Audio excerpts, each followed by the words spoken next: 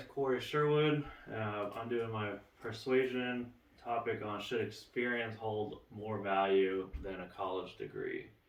The purpose of this is to persuade my audience that years of experience holds the same, if not more, value than a college degree when evaluating candidate for a job in some situations.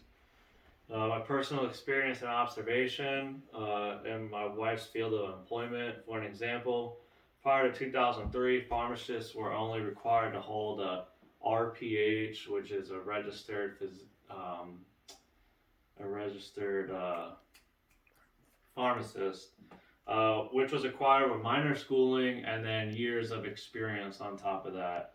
After 2003, incoming hires were required to have a PharmD, which was years more of schooling.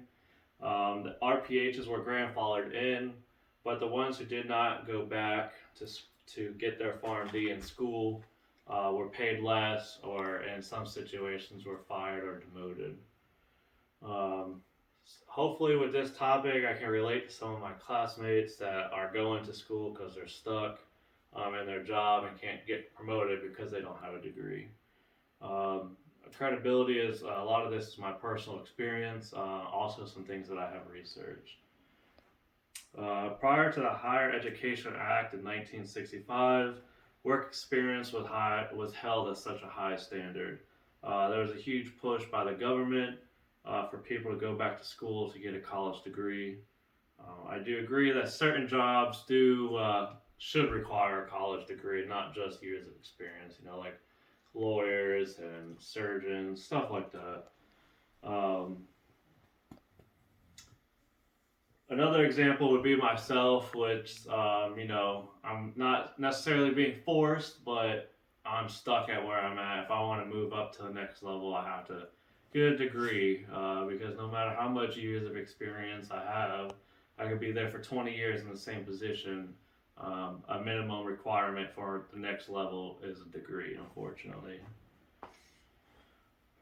Uh, Going back to my first example, rather than taking the consideration of experience for these pharmacists that didn't have PharmDs that were forced to go back to school. Not everybody actually can afford to go back to school. Sure, in this situation, a lot of them could because they get paid a lot of money. But it was still a fact that they either had to go back to school or they would be demoted. It's kind of forcing a situation upon somebody.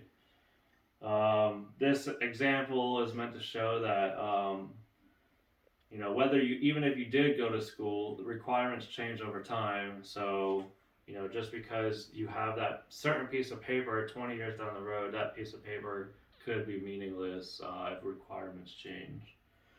A counterclaim to this is that some people feel like they should have their pharmacist staying in school and being up to date on all the latest drugs, and focusing on like certain aspects of their job.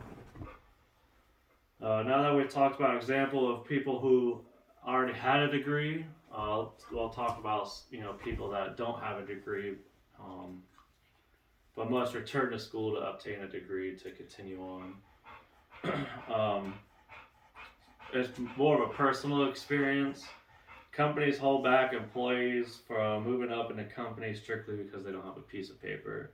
If you're fine with just settling down and sticking in one job, that's fine. But somebody, in like my situation, who has to go back to school to continue to move up that chain, I feel like years of experience should hold some type of weight as a college degree.